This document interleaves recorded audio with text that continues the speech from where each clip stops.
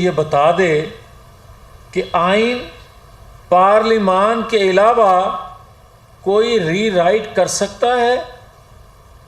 आइन किसी को इस बात की इजाज़त देता है कि वो जस्टिस ना करे? क्या पाकिस्तान के अंदर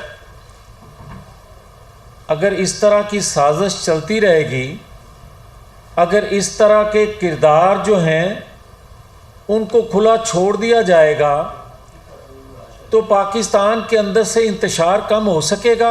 आप उसके तमाम करतूत जो हैं उनको बेनकाब होने के बावजूद उनको ड्रेस ना किया जाए, अदारे खामोश रहें। और जिन अदारों के मतलब वो बात करता है मीर जाफर सादिक, जिन अदारों में बैठे लोगों का नाम लेकर वो कहता है कि फलां मुझे कत्ल करना चाहते हैं, उनकी तरफ से भी जवाब आना चाहिए। ऐसे हालात में आप 10 इंतखाबात करवा लें, कौमी यकजहती पैदा नहीं हो सकती।